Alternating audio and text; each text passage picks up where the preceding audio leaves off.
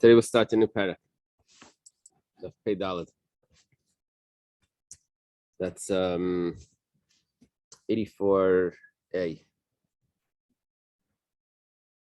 Thank Hashem that we're able to learn every day.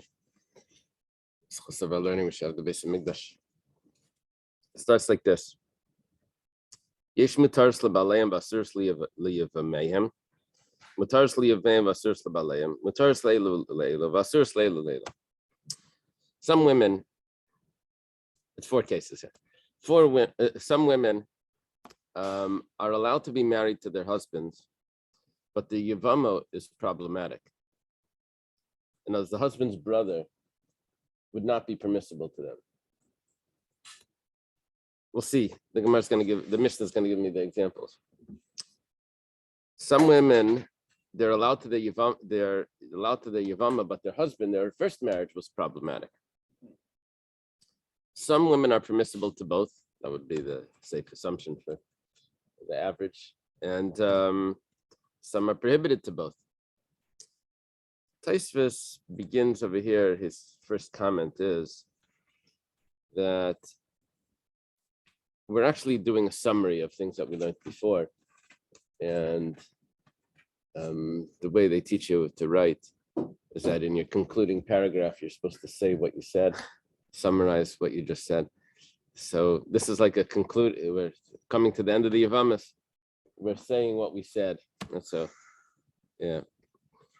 He doesn't mention that the opening chapter is going to tell you what you're going to say, which is the way they teach you to write, because it usually doesn't work like that in Gemara.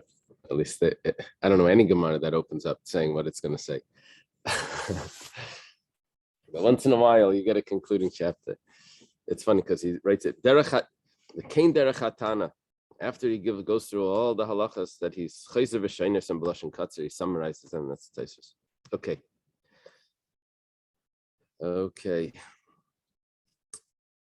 So what are these cases? What's going on over here? So we begin with case number 1. Ve'elu. I'm 4 lines down in the Mishnah. Ve'elu mutaris lebaleim asuris liyavayim. The following women are permissible to their husbands, but they're prohibited to their Yevama. That means their husband's brother, if the husband passed away. What would the case be? So we start off with Kayin Shenasa Salmana. A Kayin marries a widow. Now, there's nothing wrong with that marriage. A Kayin is allowed to marry a widow. She's not a divorcee. Kayin is allowed to marry a widow. The only problem is that he passed away. The Yesh Layach Kayin Gadol. His brother is a Kayin Gadol. Now, after the husband passed away, there's a problematic yibum going on because Kayin Gadol can't marry a widow. Now, the Gemara is going to question why we needed to say that a Kayin Hedyot married a widow.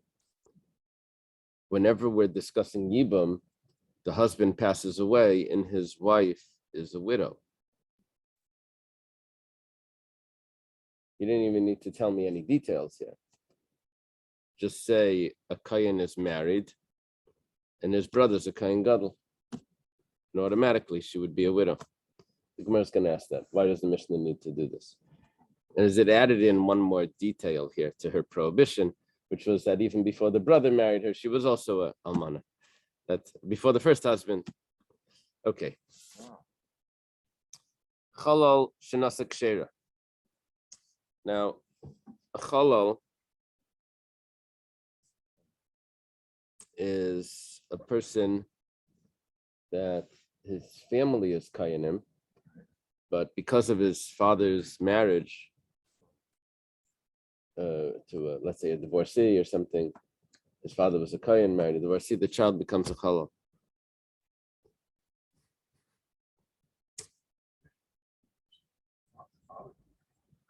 The Kohen, he doesn't become a chalal, but the child from that union is a chalal, right? Not nice. A Kohen marries a grusha, which is prohibited. A divorcee, a grusha, not a widow. Marries a divorcee. Which and is then prohibited. prohibited. The child from that union is a chalal. So he goes on and marries one who's prohibited to him. but No, it's 1 second. He marries someone that's the father married someone prohibited. to him. The child is a halal and goes and marries a woman that's kosher. At least it's not a mamzer. That's right. We'll come to that case. Now, he passed away. Now you have to realize that he comes from a family of Kayanim. The problem is v'yesh layach kosher. His brother was from a different mother. So his brother's a regular Kayan. Now the problem is that when a halal lives with a woman, she becomes a halala. She becomes usher. Oh.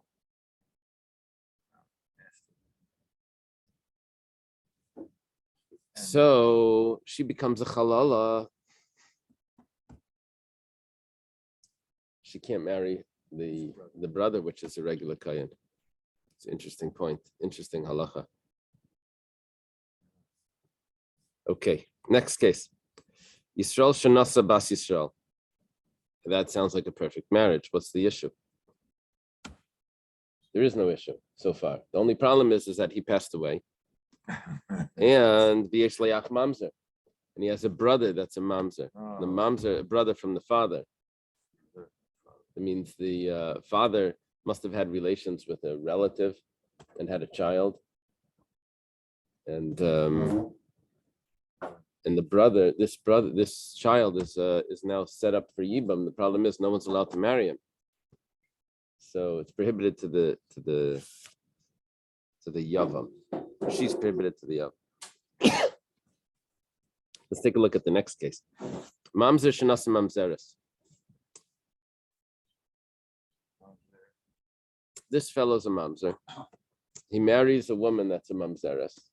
There's no problem with that marriage. Right. The only problem is that the mamzer passed away, the husband passed away. V'yesh le'ach Yisrael. His brother was not a mamzer. Now his brother cannot marry that wife. Very interesting list. So the Mishnah concludes with this list that mutaris lebaleim v'asurs liyavameyim. All of these were permissible to their husbands, but prohibited to the husband's brother. Now we go for the next case. Very, very similar. It's like exactly the opposite, just about. The following would be permissible only to the husband's brother, but they're prohibited to the husband. Thus, the original marriage was prohibited. Oh. So, what are these cases? A Kain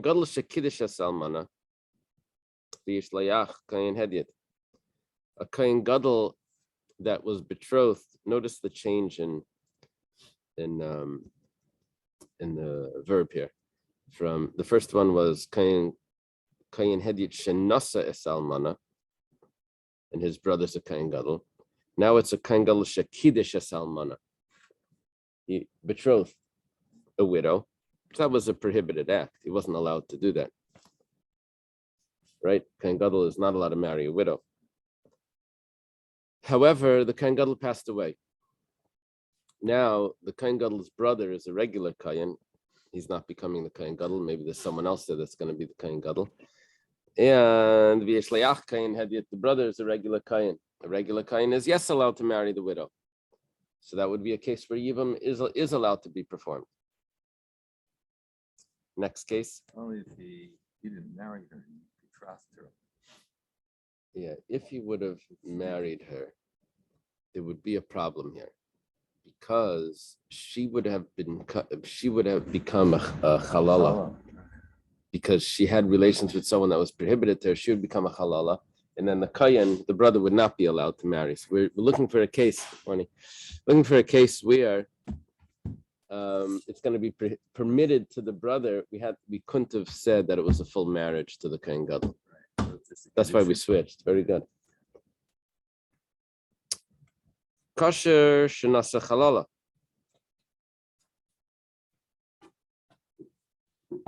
A Kayan marries a halala. That's a problematic marriage. However, he passed away. His brother was a chalal, also from a family of kayanim, because the father was a kayan. But this was a child that was born from a prohibited union, which made the brother into this brother is a chalal. So he would be allowed to marry this woman that his brother had, the widow of his brother. Yisrael shenas mamzeres. It's a prohibited marriage. Jewish person marries a mamzer girl. However, he passed away. V'yesh layach mamzer, and his brother was a mamzer, and this brother would have been permitted to the sister-in-law, to the widow. So that would be a case of yibum. Mamzer shenas bas Yisrael. Let's say the husband was the mamzer, not the wife, and he marries a regular girl. Now, that was a prohibited marriage because the mamzer is not allowed to get married. However, v'yesh layach Yisrael, but his brother was not a mamzer, so that woman would be permissible to the brother. So all of these cases were mutaros li'yivamim, b'asuros l'baleim. Yibum can be performed, but the original marriage was prohibited. Ve'ilu asuros leilu leilu. That's encouraging. Right? There's hope. We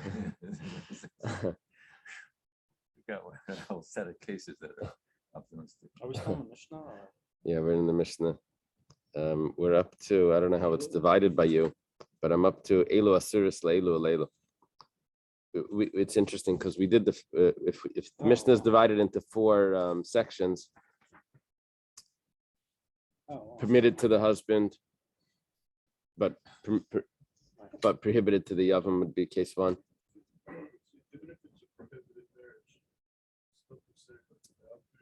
That's what it sounds. Right.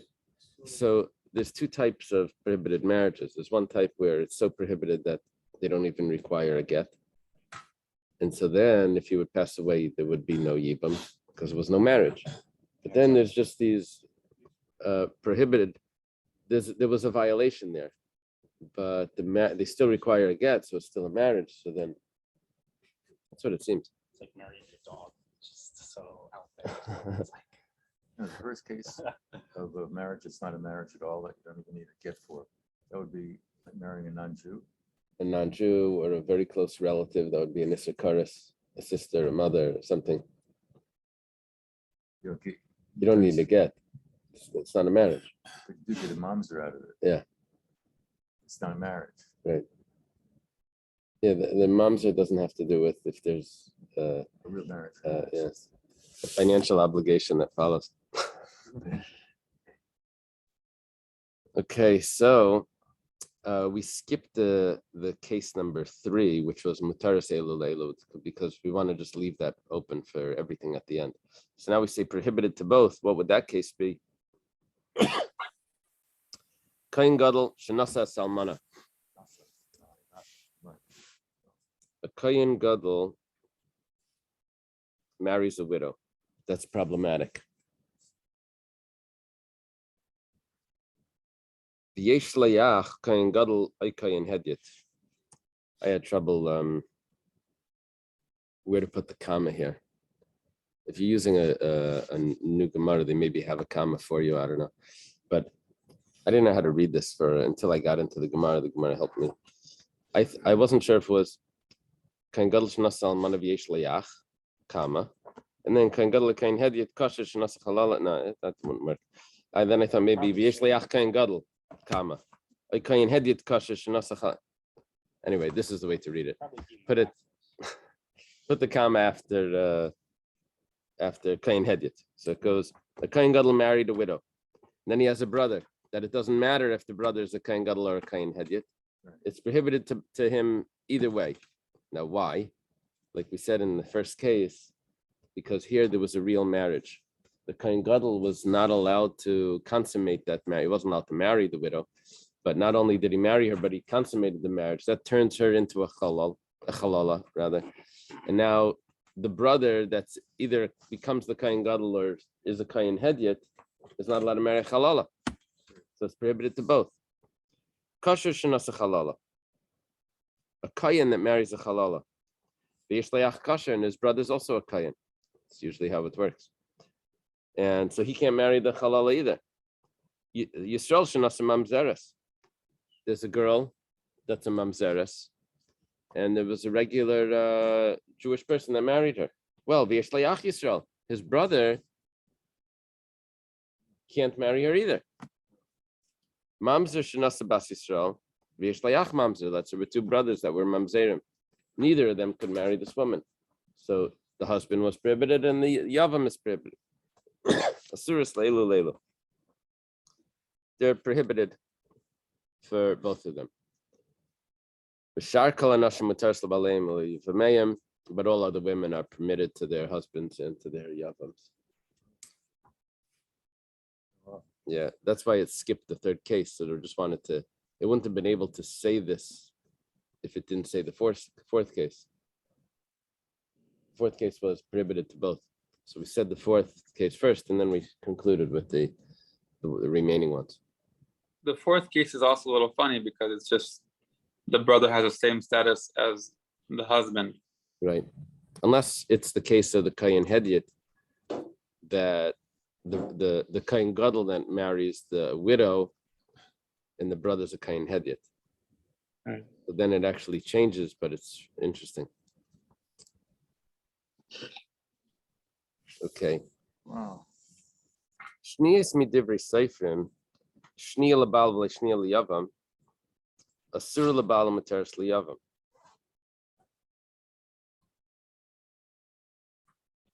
An interesting case.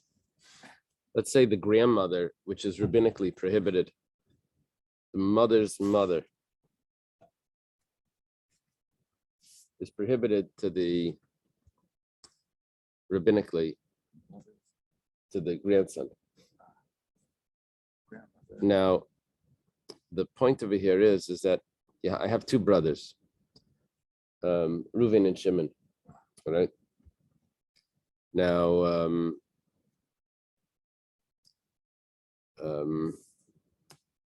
the father of Reuven and Shimon, Yaakov, was married twice to Rachel and Leah.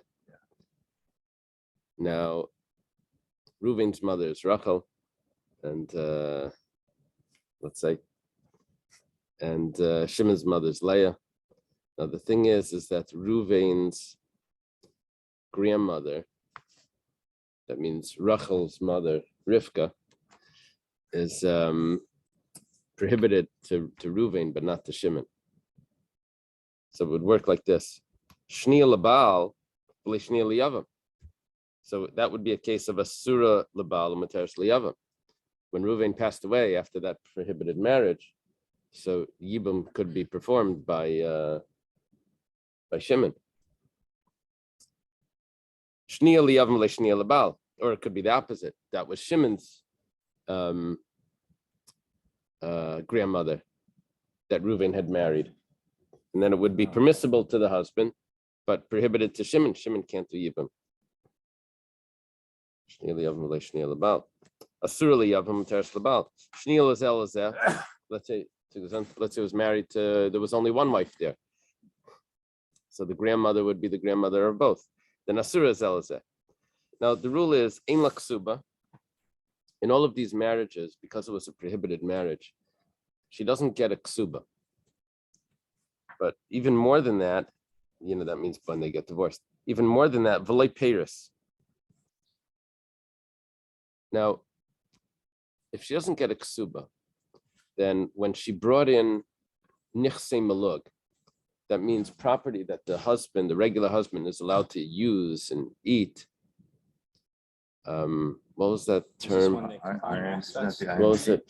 Fructo or something? What was it? Oh, usufruct. Usufruct? Usufruct. Like deja vu. Even back to the Gemara we had before. No, the term. Usufruct. So that the husband is allowed to use the property, but the wife owns it. So why was the husband allowed to use the property? Because he has certain obligations that he has to the wife. If she gets captured, he has to redeem her.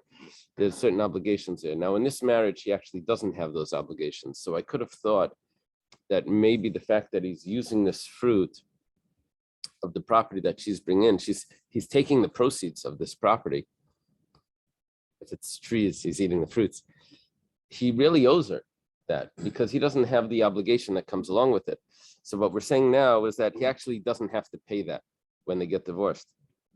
V'lei peiros. He doesn't have to pay those fruits, even though he wasn't supposed to be taking them. It's a knas that we have on this marriage that the wife really doesn't get anything, doesn't get a ksuba.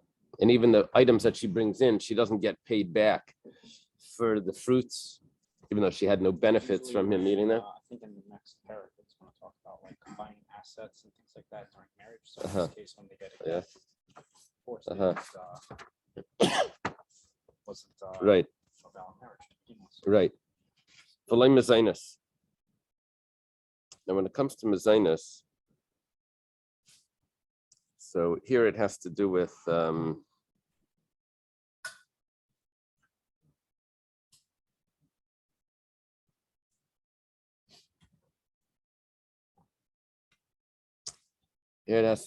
he doesn't have to support her while they're living together because he's supposed to be divorcing her. But even if they're not living together and she went and she got food from someone else, that the husband would, in many cases, when he comes back, have to pay for that food. She can go to someone and say that take food, and then the person says that I'll lend it to you, but I want to be paid back when the husband comes back. So even in those cases, the husband doesn't have to pay for that. A third party would be supplying her with food because the husband's not in town. Even in those cases, the husband does not need to pay for her food when he returns.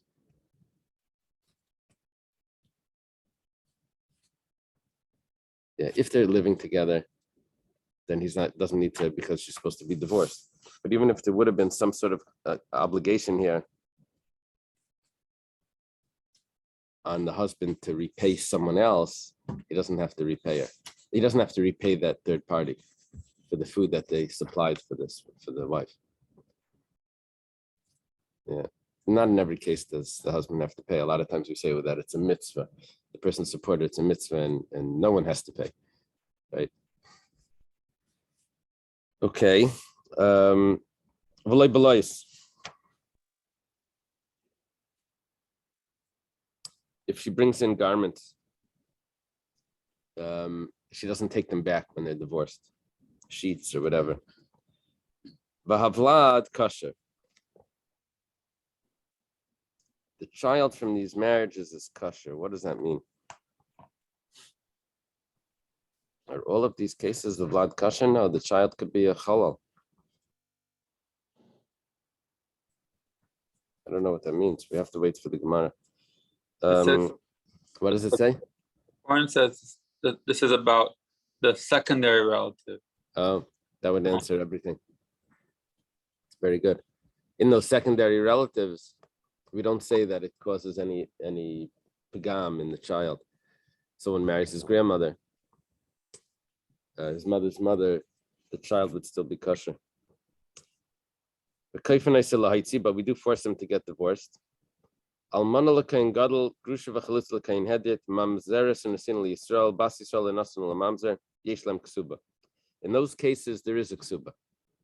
The almana that marries the kain gadol, or the divorcee that marries the kain hedit, or a mamzeres u'nesina that marries a Yisrael, those were negative prohibitions, right? Isser lav, but nevertheless, there's a ksuba. Oh. Okay. So if someone marries one of the three prohibited nations, that's still a marriage, a prohibited marriage, but I think so. It didn't mention that, but that would probably be the same, right?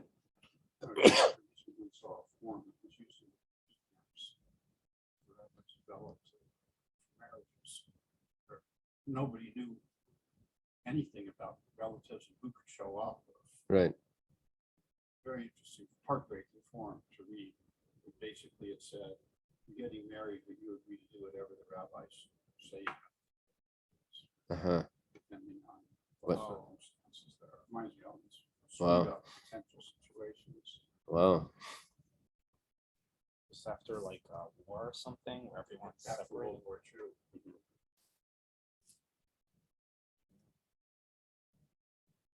Well, where did you People see that remarry. document? Where did you see that? I'll take a photo. Because I know they sent Rabbanim to the DP camps. Someone told me he was there. We had a rabbi in Providence, Rabbi Drazen was his name, and a survivor. He said, I think it was him that told me that Rabbi Herzog showed up at the camp, the chief rabbi of Israel, and he was convincing people didn't know where to go. He was telling them that they should go to Israel. And while he was there, I guess there was like a lot of issues with marriages and things, and it's like a chaos. Just everyone needed solutions. Like, okay. Now the Gemara says, my area. What was the conclusion of that? He ended up, but he just told me that I think he ended up coming to America, like there was a conversation about him going to Israel. The people were pushing, like, go here and go there, Okay. He was one of the camp people. Yeah. My area, the Tani Nasa, listening Kiddush. We mentioned before that the first case that's mentioned is a Kayin Hediate that marries an Almana, a widow, which was a perfectly fine marriage. But then he passes away, and the brother is a Kayin Gadol. So he said, why do you have to say that he married her? The same thing could have happened if he would have been betrothed to her. The Kayin Gadol is not allowed to marry a widow. Now, the reason why the Gemara is asking this question is because in case number 2, or in the clause number 2, we have Kayin Gadol shekidish es almana. The pattern here was the Kayin Gadol that was betrothed to the widow, but the first case was the regular Kayin that was married to the widow, and the brother's the Kayin Gadol. So why did it switch? Why did it switch in what took place in the two cases? Gemara says, maybe we can answer like this. Taima de Nasa. Over here, it's very important to say, we're looking for a case where it's going to be prohibited to the Kayin Gadol. Taima de Nasa. The reason why it's prohibited is because he married her. The Havalei Aseh, V'lei Saseh. Because let's say this woman was really a widow from a betrothal beforehand. And now she's married to the Kayin Hediat.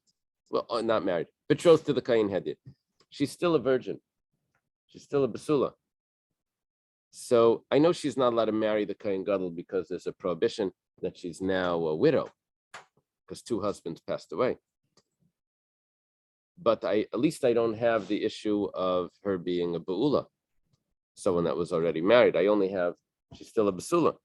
So maybe what I need to do over here is to say that the only reason why she's prohibited to do yibum is because not only is she a widow, but she's also a basula. She's also not a basula. So it goes like this: because now there's a double prohibition, a positive prohibition, and a negative prohibition. Negative prohibition is don't marry a widow, and there's a positive prohibition: marry a virgin, and she's not a virgin. So I have 2 prohibitions there, and I also have a positive command that the brother's supposed to do yibum.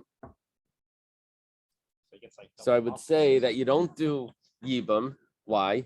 Because the yibum really would have pushed off the negative prohibition, but it can't push off the positive prohibition that who he's supposed to marry. So that's why we say that it's prohibited to the brother. Aval kiddush, but if it would only been a betrothal and she still would be a virgin, then I would say that maybe you do yibum. I know she's a widow twice. But nevertheless, the mitzvah of yibam maybe pushes off the negative command.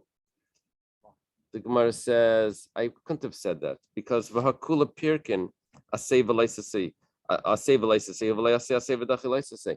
Every case in this mission is the same story.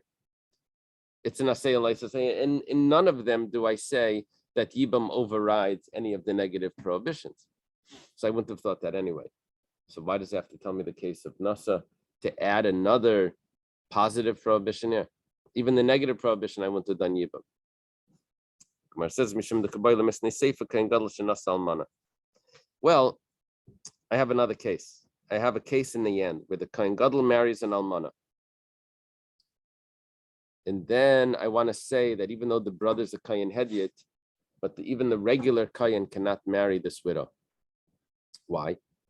Because she already had relations with someone that was prohibited to her, she becomes a halala, and now she becomes prohibited even to a regular Kohen. So because over there I need to say nasa, married, so also in the very first case I say nasa as well. The dafka nasa, the shabi halala. In that case, where she's prohibited both to the husband and to his brother, over there it has to be that he consummated the marriage.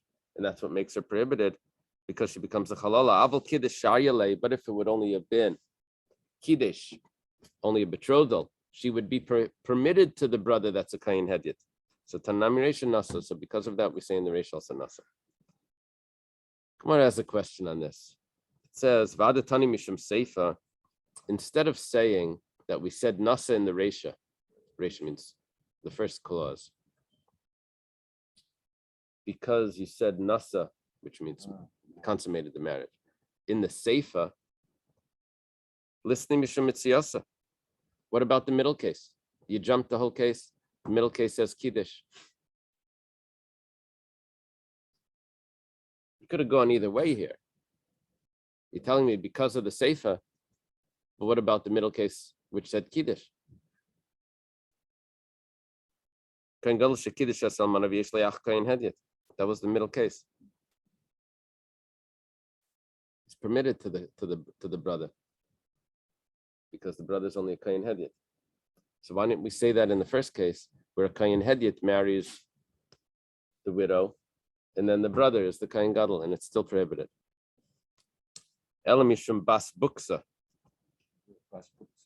How do they translate buksa in the Neighbor. a neighbor? Okay. Where does that word come from? Do they say? Yeah.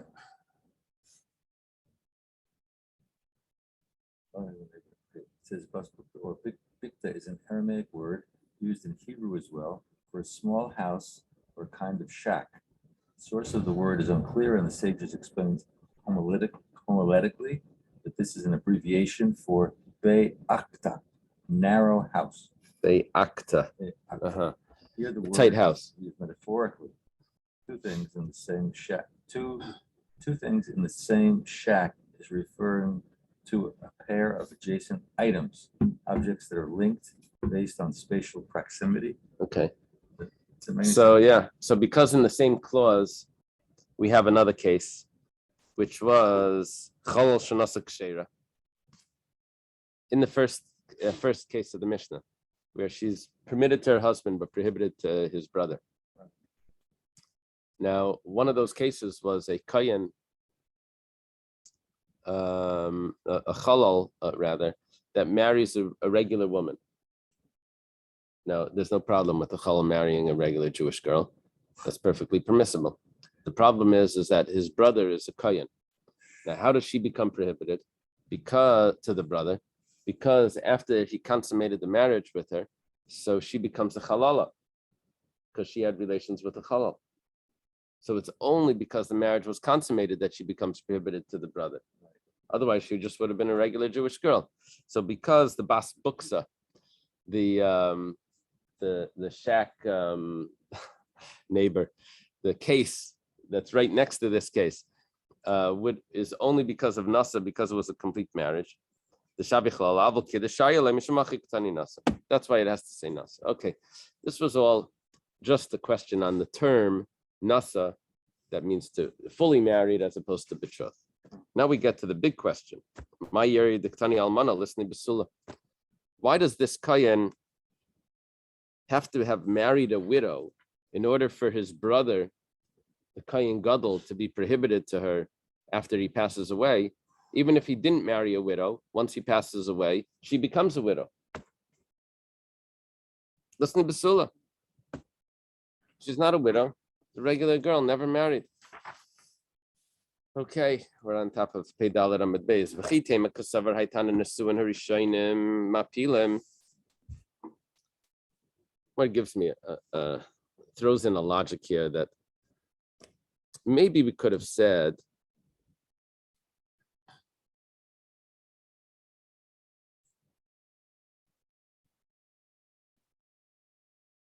that a widow from this marriage itself would not be problematic to the Kohen Gadol. What's this one? No, it's to the brother. If when the brother dies, the brother passes away, I can't say that now she's a widow because there's a mitzvah of Yibam. Maybe I would say that this widowhood is not a prohibition. Nisuin or Rishainim apilim. They cause her to go into Yibam. I know she's a widow and he's a Kohen Gadol, but it throws her into the status of Yibam. So maybe that's what I would say. And therefore, the whole reason why the brother is prohibited to marry is only because she was a widow beforehand. Maybe I would say that. The Gemara says you can't say that. Because a rechol shnasa kshera le'amrina nesuin or rishainim apilim.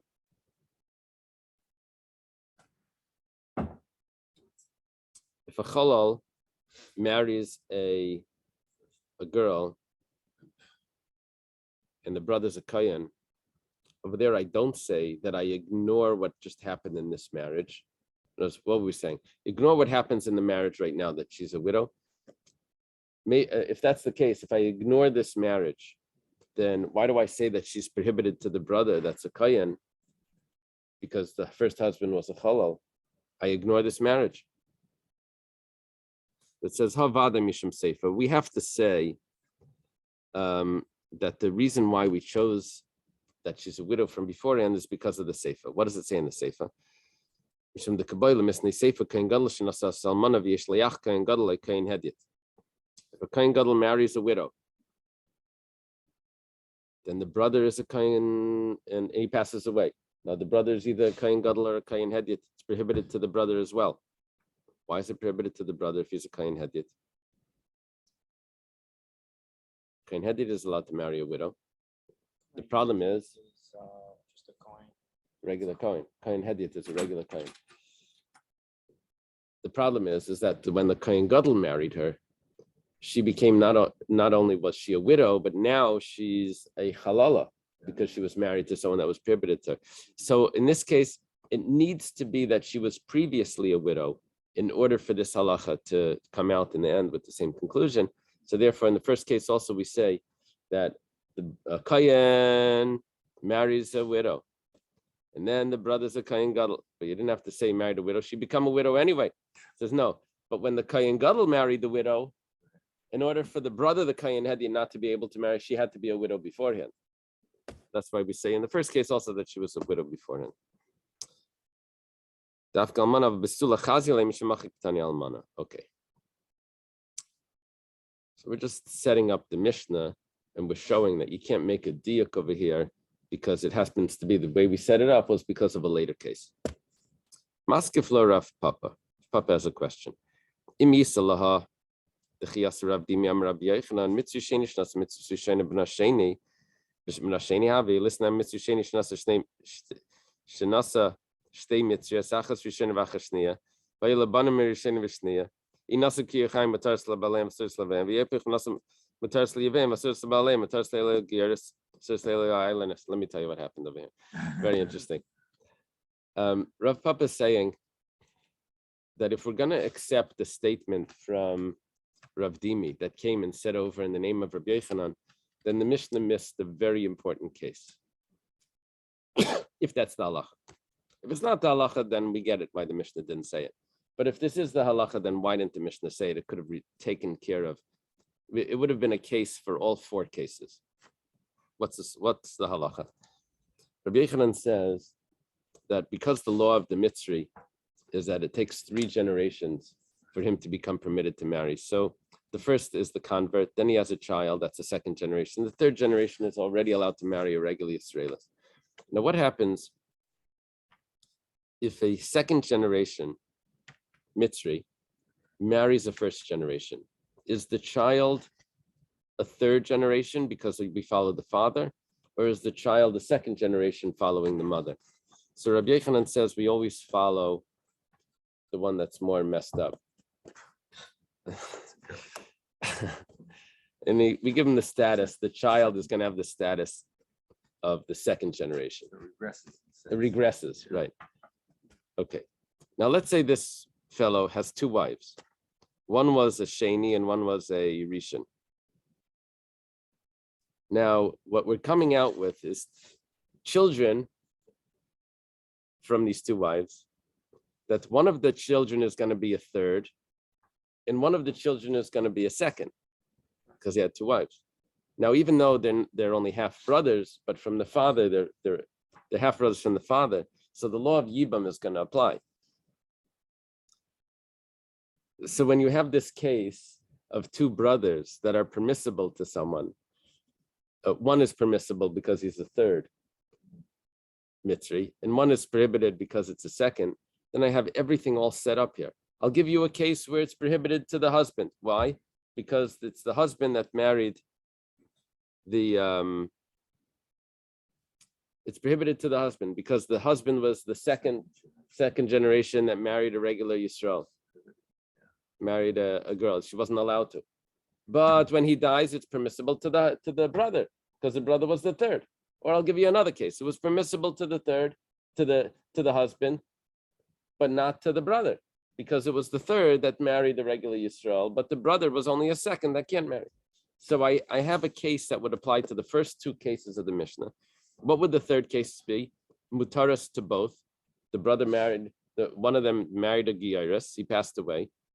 And the brother that's either the third or the second can marry the Giyaris. The convert, yeah. The convert can marry a Mitzri. It's not considered Kal. And a convert can also marry a regular Jew. Convertess. Right? It could go to either brother. It could go to either brother. You made up that word. Yeah. Okay. And then, so what would be the case where it's prohibited to both?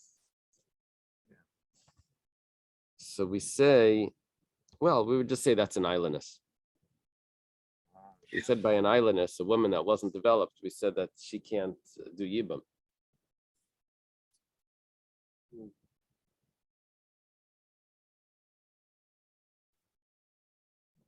Why is it prohibited to the husband? How would you get that case prohibited? Well, the case would be where it was a Mitzri Sheni that married a regular Jewish girl that's an islandess.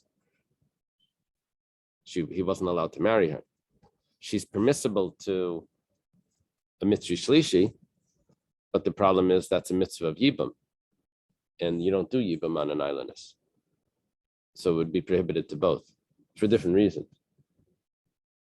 Oh, prohibited as an island, As an islandess in Yibam, yeah. and prohibited to the husband as a Jewish girl marrying an Egyptian convert, second generation. Yeah, so we could have done everything. What Rav Papa is basically saying is that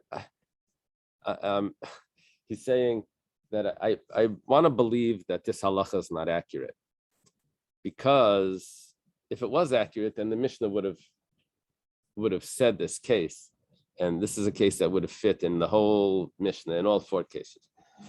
So the Gemara says it's not a good proof. Why? If it's proving it by omission, the fact that the Mishnah didn't say it, that means that he says, well, ton of a shire. The Mishnah doesn't list every possible case. That's not a reason to say that the halacha is not accurate. So the Gemara says, well, if you're missing certain cases, then it would be odd that you're only missing one case. If they're missing other cases, then we'd say, well, it didn't say everything. But just to leave out single out one case, then that seems to say that that case isn't accurate. My shaya, the high shaya, what else did it leave out? It says shir p'tzuadaka. Left out of p'tzuadaka. P'tzuadaka is the person that his testicles were crushed. He wasn't allowed to marry in. Somehow we could have figured out that the brother is a p'tzuadaka, and he couldn't have done yibam, or there was original marriage was a p'tzuadaka. It could have done that same story with the p'tzuadaka. It says imishim p'tzuadaka lav shiur the tanelei chai v'laven. We said chai v'laven.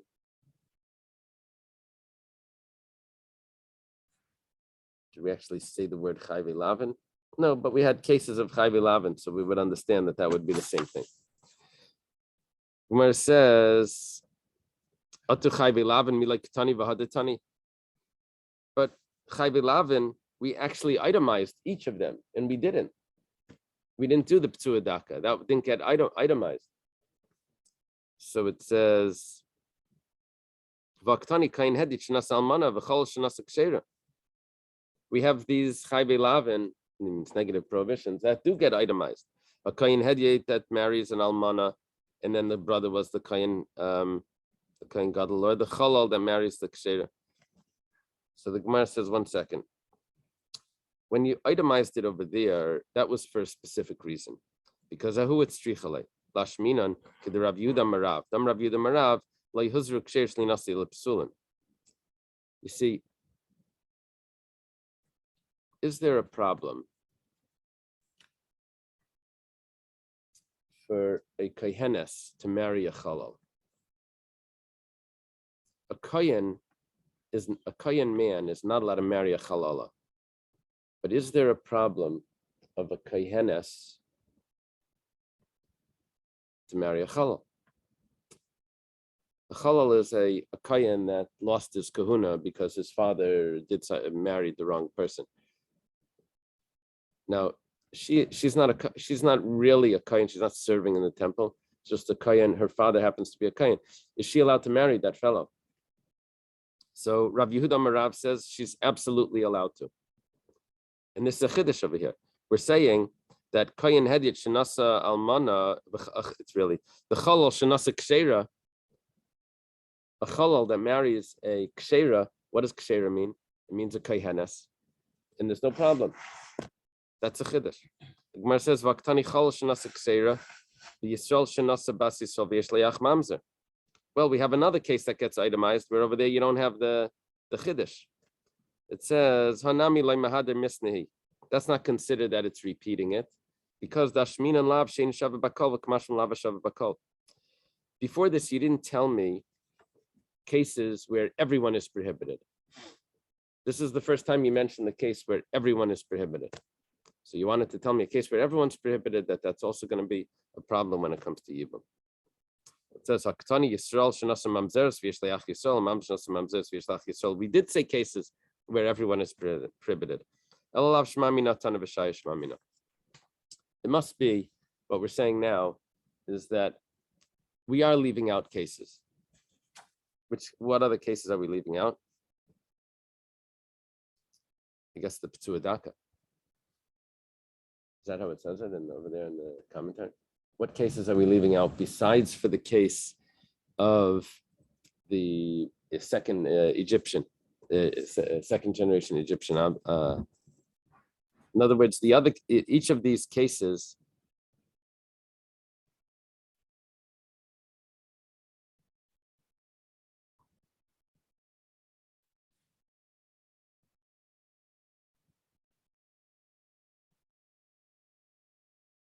let me see how your commentary says it. Okay.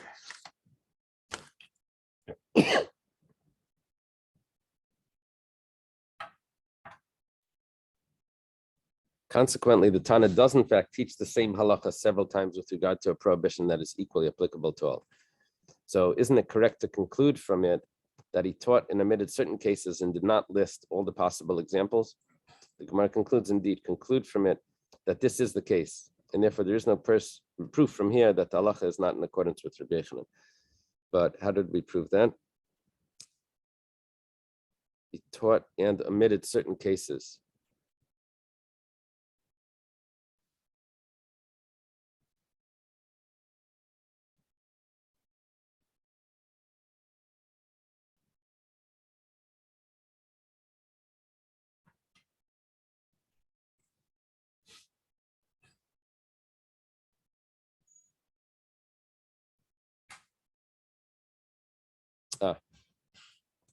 We're saying, this is what we're saying. We tried to say that every single case was relevant in the Mishnah. Then the Gemara says, no, not every case is relevant in the Mishnah, because we actually repeated halachas that we had already known, which means that we are itemizing everything. And if that's the case, then we should have itemized this as well. And the fact that we didn't, we should have itemized the P'tua Daka as well. The fact that we didn't itemize that, even though other cases were also itemized for no reason, The fact that we didn't, that means because we're leaving out cases. We're not itemizing everything. So if we're leaving out cases, then we also left out the case of Rabbi Yochanan, Rabbi Dimi, and Rabbi Yochanan, and it's no proof. There's no proof that that's not the Allah. Okay, let's leave it here. Wow.